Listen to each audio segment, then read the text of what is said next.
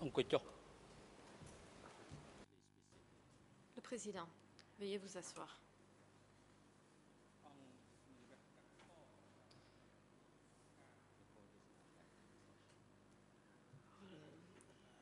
Reprise des débats. Comme indiqué avant la pause et conformément à ce qui était prévu, cette audience concernera la déposition du témoin TCW 507. Avant de faire entrer le témoin, la Chambre demande à la défense de M. Nunchia de l'informer concernant la renonciation de présence de M. Nunchia. Point qui a été soulevé avant la pause. Quelle est la position de l'équipe de défense de M. Nunchia? Veuillez informer la Chambre afin que la Chambre puisse décider de la situation. Maître Pau. Merci, Monsieur le Président. Nous avons parcouru le rapport. Nous sommes entretenus avec notre client. Nunchia renonce à son droit à être présent ici au prétoire pour la journée. Il souhaite suivre les débats depuis la cellule de détention temporaire. Comme indiqué dans le rapport du médecin, il est fatigué et ne se sent pas bien, mais ne désire pas retarder la procédure et donc accepte de renoncer à être présent au prétoire. Le document de renonciation vous sera remis dans la journée.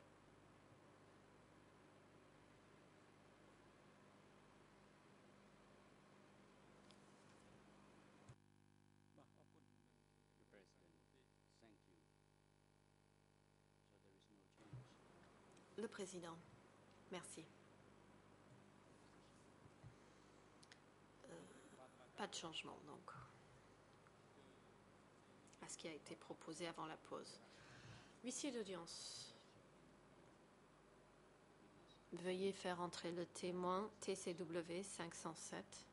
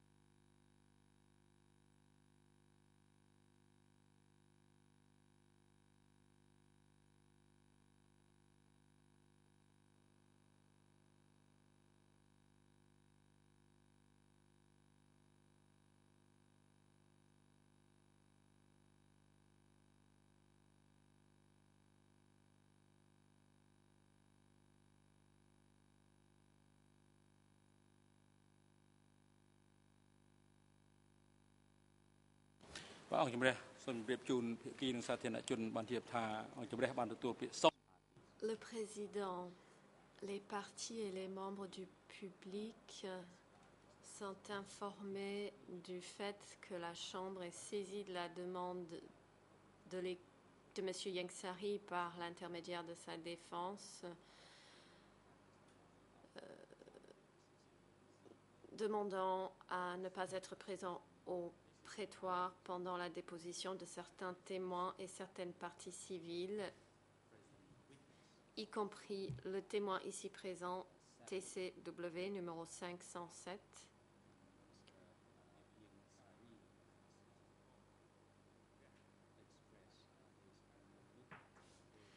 Yengsari a donné une renonciation limitée concernant sa présence au prétoire. La déposition de ce témoin, TCW 507, est une déposition pour laquelle M. Yengsari a renoncé à être directement présent, conformément à la règle 81.5 du règlement interne. Monsieur le témoin, comment vous appelez-vous? Le témoin, Monsieur le Président, Je suis témoin. Je m'appelle Peichu Chipsei. Le président. Monsieur Peichu Chipsei, c'est exact? Le témoin. C'est exact, Monsieur le Président. Je m'appelle Peichu Chipsei. Question. Quel âge avez-vous aujourd'hui, Monsieur Peichu Chipsei? Réponse. J'ai 58 ans aujourd'hui. Question. Où habitez-vous? Réponse. Je suis actuellement domicilié au village de Tmei, dans la commune de Kok Kraum, dans le district de Chikreng de la province de Siem Reap. Monsieur Chipsei, quel est votre métier actuel? Réponse. Je suis actuellement enseignant dans une école primaire, l'école de Kilomechum, dans la province de Siem Reap. Question. Comment s'appelle votre père? Réponse. Mon père s'appelait Cheng Chui. Il est décédé. Question. Quel est le nom de votre mère? Réponse. Ma mère s'appelait Tai Hek. Elle est décédée. Question. Comment s'appelle votre épouse et vos enfants? Quel est le nom de votre épouse? Combien d'enfants avez-vous? Réponse.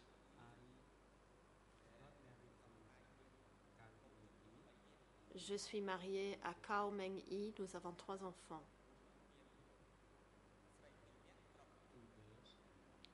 Deux filles et un garçon. Le président. Merci. Monsieur Chipsei, d'après les indications du greffier, à votre connaissance, vous n'avez aucun lien de parenté biologique ni par alliance avec les parties civiles ou les accusés, à savoir M. Nunchia, M. Khieu Samphan et M. Yengsari. Est-ce exact? Réponse. Oui, c'est exact, Monsieur le Président. Je n'ai aucun lien avec les co-accusés ni avec les parties civiles. Le Président. D'après le même rapport du greffier, vous avez déjà prêté serment.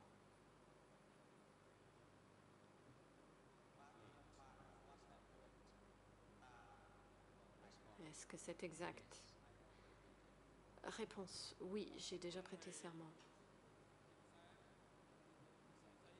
Le Président. Merci. En tant que témoin devant cette Chambre, vous êtes en droit de refuser de répondre à toute question ou de faire toute déclaration qui risquerait de vous incriminer. En d'autres termes, si vous estimez que votre déposition risquerait de vous incriminer et d'entraîner des poursuites à votre encontre, vous êtes en droit de refuser de répondre. Néanmoins, la Chambre vous rappelle qu'en tant que témoin, vous devez répondre aux questions qui vous seront posées par les parties ou par les juges de la Chambre, à l'exception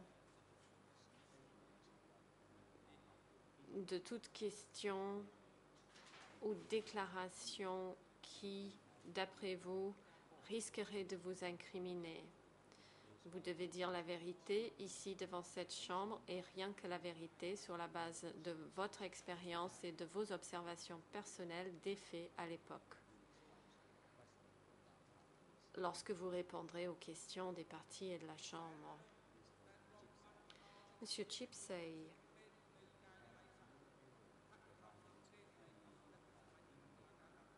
avez-vous jamais consacré d'entretien aux enquêteurs ou aux à un quelconque représentant des chambres extraordinaires au sein des tribunaux cambodgiens? Réponse. Oui.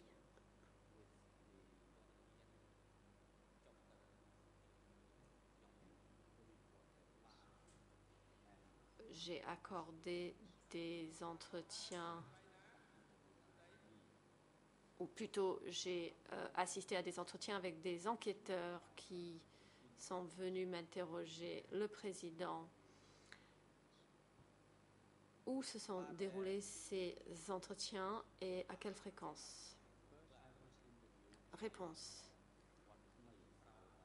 On m'a interrogé d'abord à Watcmay,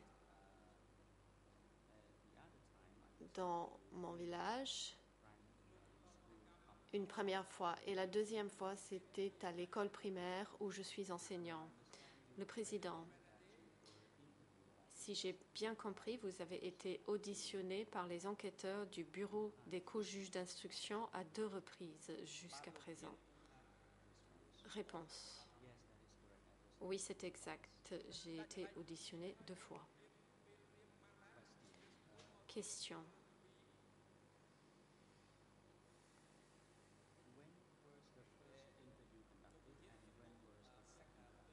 Quelles étaient les dates de la première et la deuxième audition? Réponse. Je ne m'en souviens pas, Monsieur le Président. Je me souviens que lors de la première audition, c'était à Watcmay, dans l'enceinte de Watcmay, et que la deuxième audition s'est déroulée à l'école primaire où je travaille. Question. Rappelez-vous des dates de ces auditions? Réponse. Monsieur le Président, je regrette. Je me rappelle simplement l'année et non pas la date. C'était en 2008.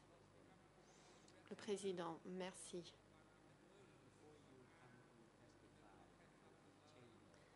Avant de venir déposer devant cette chambre, avez-vous eu l'occasion de relire les déclarations que vous avez faites devant les co-juges d'instruction afin de vous rafraîchir la mémoire? Réponse. Oui, en effet.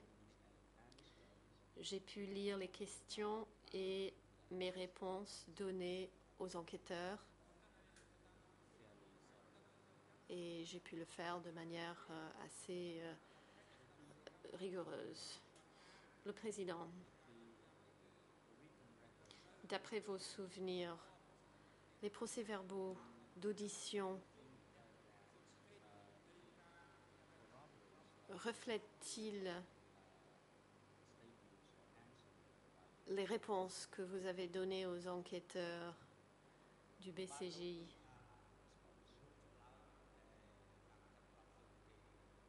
Réponse.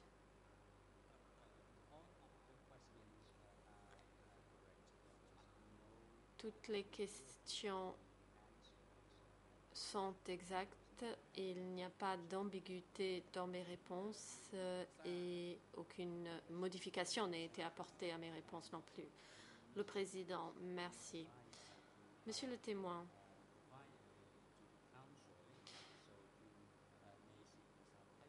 vous avez un avocat à vos côtés et vous êtes autorisé à le consulter lorsque vous l'estimerez nécessaire. Monsieur l'avocat du témoin, veuillez décliner votre identité.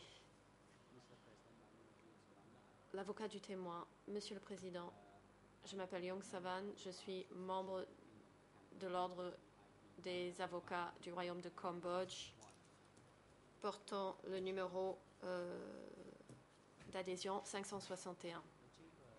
Le Président,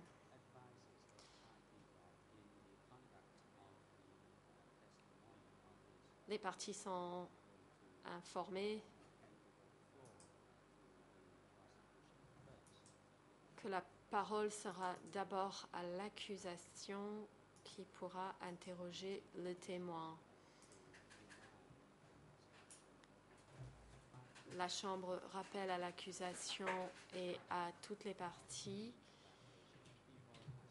qu'il s'agit de se limiter aux questions concernant l'évacuation des populations et des moyens de communication pendant la période en question. Les questions posées ne doivent pas tomber en dehors des faits concernés par le dossier 002/01. La parole est à l'accusation.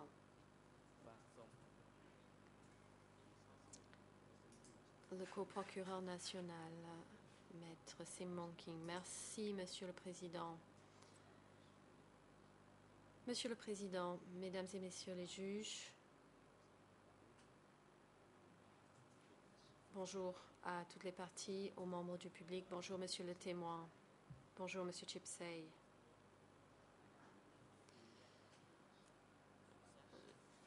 J'aurais quelques questions et précisions à vous demander, notamment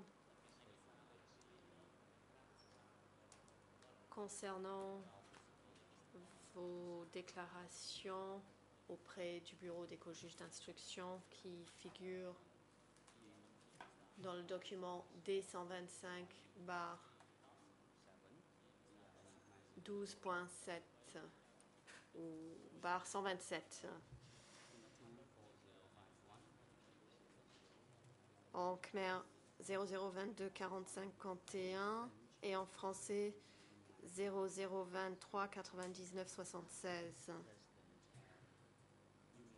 Le président, allez-y, huissier d'audience, veuillez transmettre le document de l'accusation au témoin. L'accusation, merci, Monsieur le Président.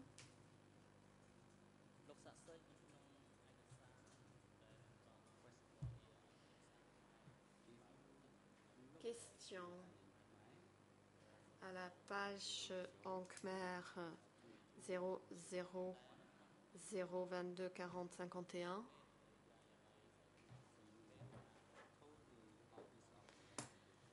Vous avez dit au bureau des co-juges d'instruction avoir rallié les forces de libération, c'est-à-dire des Khmers rouges, en 1961.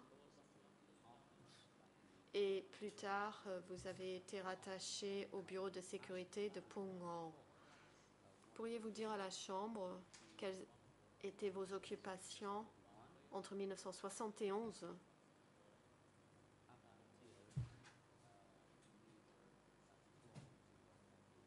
et jusqu'au moment où vous avez été envoyé travailler au bureau de sécurité de Phungon, Pungror? Réponse.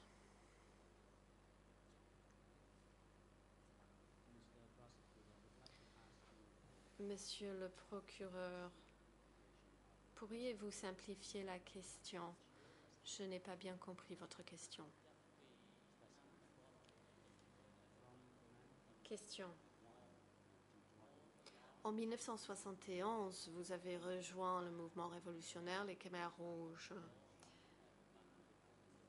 Vous avez commencé à travailler au bureau de sécurité de Pungror, d'après ce que vous avez dit au BCJ. Et j'aimerais savoir combien de temps s'est écoulé entre le moment où vous avez rejoint le mouvement et le moment où vous avez été envoyé travailler à Pungror. Et qu'avez-vous fait pendant cette période?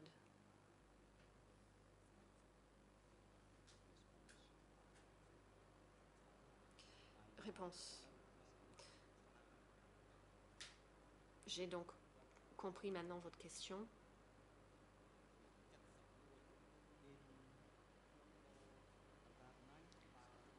En environ 1971,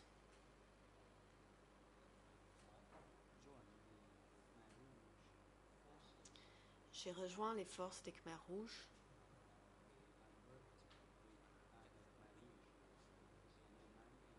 Je collaborais avec d'autres soldats des Khmers rouges. Et en 1972,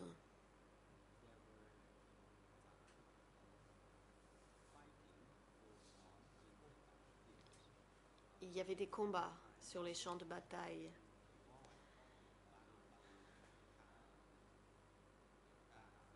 À cette époque, je participais à ces combats et les soldats des Khmers rouges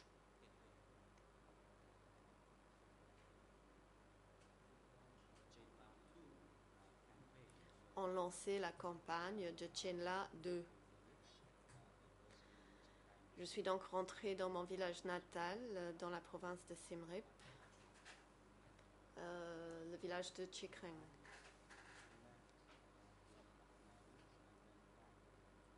J'ai quitté les Khmers rouges pour retourner vivre dans mon village natal pendant une courte période de temps.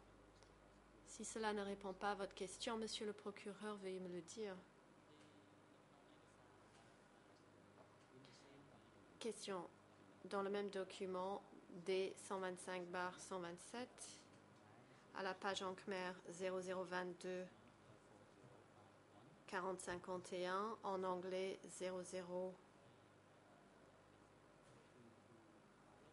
2252 10 et en français 0023 99 76, vous dites qu'en 1974, de nombreux massacres ont eu lieu et les personnes massacrées étaient accusées de banditisme et que des enfants et des femmes ont également été tués. Qui les a accusés de banditisme à l'époque? Réponse.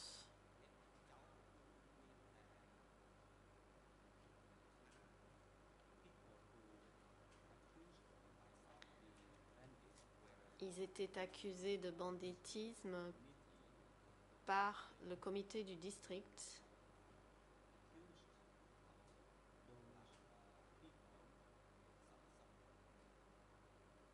qui a accusé ces personnes d'être des bandits. Nous étions les forces de sécurité et nous avons reçu l'ordre de les rechercher, de les arrêter et de les incarcérer. Après avoir reçu l'ordre, nous étions obligés de le suivre, de les arrêter et une fois arrêtés, nous les avons tous transférés au bureau de sécurité.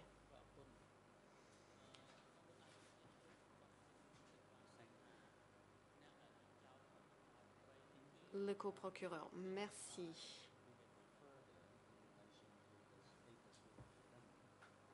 Pourriez-vous préciser leur statut de bandit? Quelles étaient les charges portées contre elles? De quoi était-elle accusée?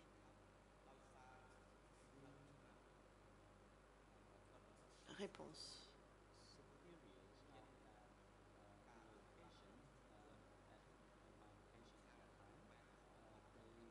Les supérieurs à l'endroit où je me trouvais à cette époque étaient inquiets d'une rébellion parmi la population. Ils nous ont dit qu'ils se révoltaient contre les Khmers rouges et prenaient refuge dans la forêt afin de rejoindre les forces de Lon Nol. Ils nous ont également dit qu'il y avait des hélicoptères qui venaient récupérer ces gens et les transférer à Siem Reap.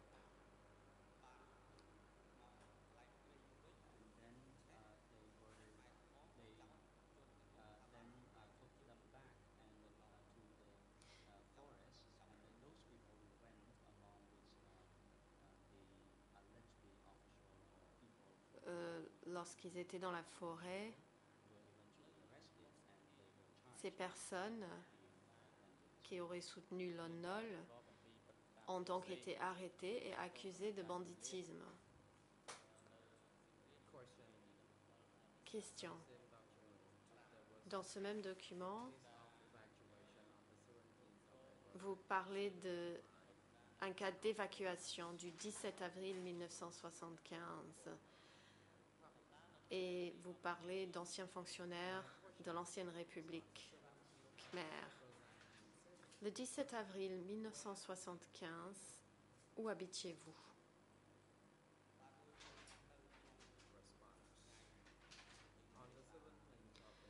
Réponse. Le 17 avril 1975, je résidais dans le bureau de sécurité de Ponglor.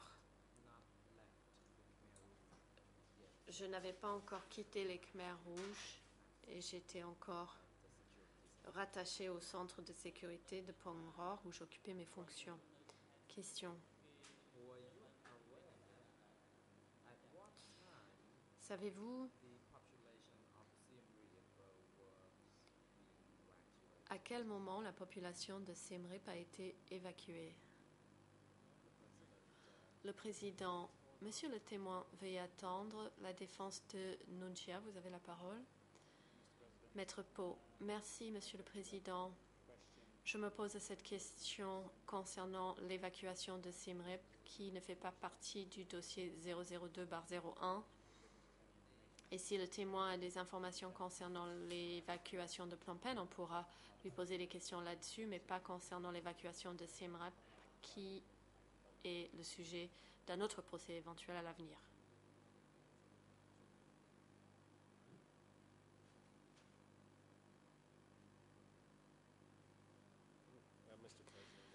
Le coprocureur international. Monsieur le Président, j'aimerais répondre à cette objection. Il y a deux raisons pour lesquelles l'évacuation de Siem Reap est un sujet que la Chambre, concernant lequel la Chambre peut entendre des dépositions. Tout d'abord, cela démontre la présence d'une pratique et d'une politique d'évacuation menée par les Khmers rouges. La Chambre a déjà entendu des témoins parler de l'évacuation de Kampot, de Takeo et d'autres villes. La deuxième raison est la suivante.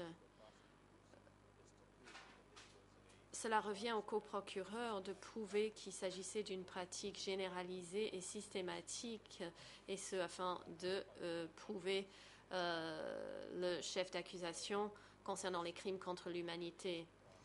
Les villes et les zones urbaines dans tout le Cambodge ont été évacuées et c'est ce que nous allons démontrer. Nous n'allons pas entendre de nombreux témoins parler de ce sujet, mais lorsque nous recevons ici des témoins ayant des informations concernant l'évacuation d'autres zones, par exemple de Siem Reap, ceci est tout à fait pertinent en l'espèce.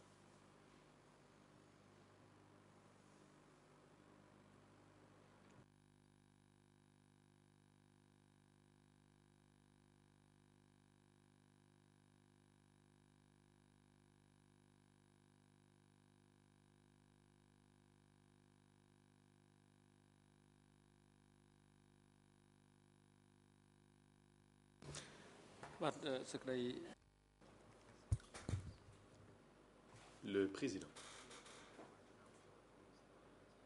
La Chambre rejette l'objection de la défense de Nguyen Chia.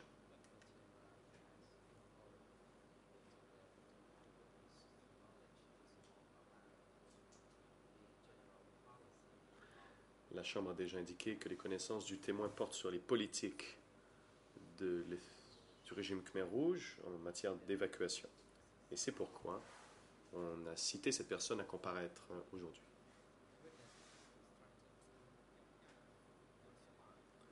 Le témoin doit répondre à la question. S'il s'en souvient. S'il l'a oublié, il peut demander au procureur de la répéter.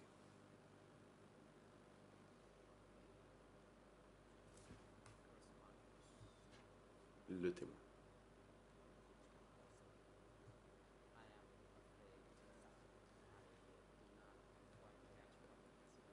Je n'ai pas bien compris ce qu'a dit le président.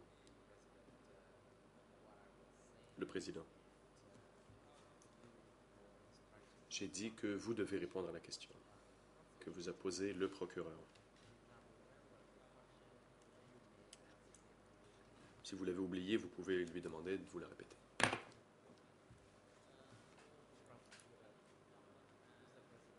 Le procureur.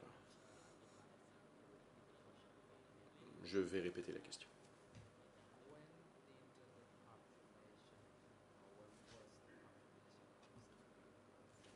À quelle date la population de la ville de Siem Reap a-t-elle été évacuée?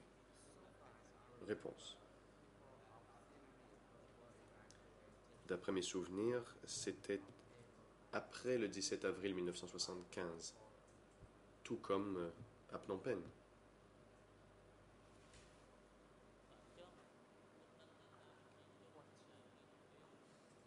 Question.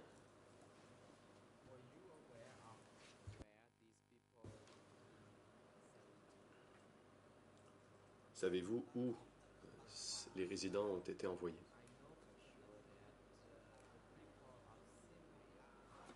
Réponse. Je sais qu'il fallait évacuer les civils de Siem Reap dans les zones rurales. Les anciens soldats et fonctionnaires, eux, ont été gardés à Kampong Kdei et attendaient d'être exécutés.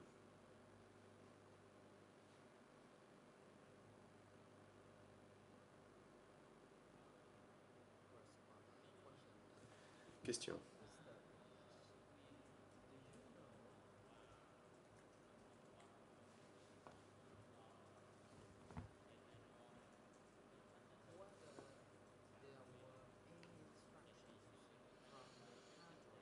Savez-vous si les cadres avaient donné des instructions, là où vous étiez, sur la façon de gérer l'évacuation?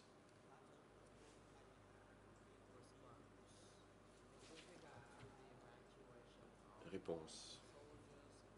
À propos de l'évacuation des soldats et anciens fonctionnaires de la République khmer à Kampong Kdei, les forces de sécurité de Phongro n'avaient aucune autorité en la matière.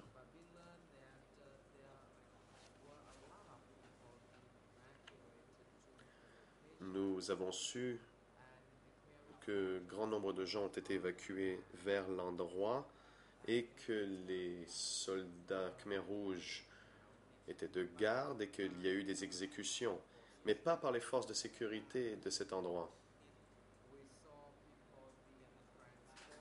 Nous avons vu que des gens ont été transportés, des familles entières, par camion, et en particulier les fonctionnaires de l'ancienne République, qui étaient envoyés à exécution.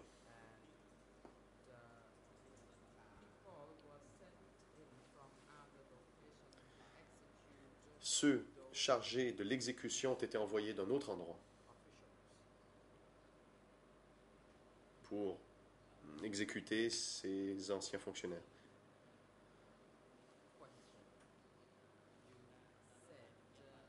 Question. Vous dites que des fonctionnaires ont été exécutés. Vous avez aussi parlé de soldats. Pouvez-vous être un peu plus précis? Pour quel gouvernement ces gens travaillaient-ils? Réponse. Quand je parle des fonctionnaires et des soldats, ils travaillaient pour l'ONOL.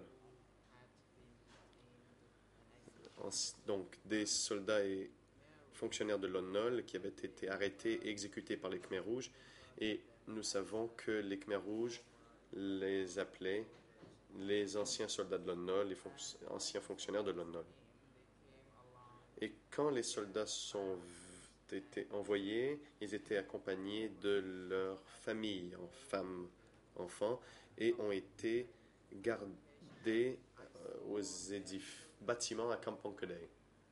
J'ai vu que des enfants étaient là, ils couraient et jouaient avant d'être envoyés à être exécutés.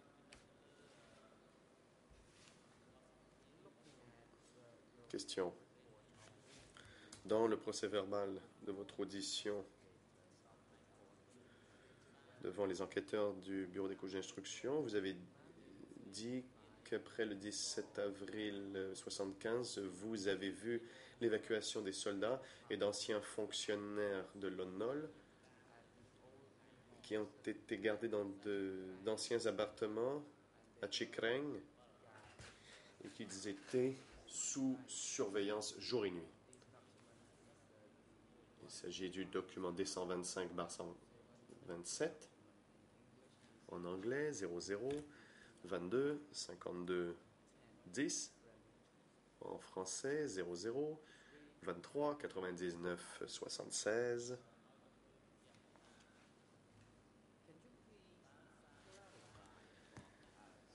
Pouvez-vous, je vous prie, nous dire où se trouve le marché de Chikring et ce marché est-il loin du centre de sécurité? Réponse. Le marché de Kampong Kedai est situé dans le district de Chikring et le marché est à 7 km environ du centre de sécurité. Bon, je présume que c'est à peu près 7 km. Le président. Monsieur le procureur, témoin, l'heure est venue de prendre la pause déjeuner. Nous allons donc suspendre l'audience.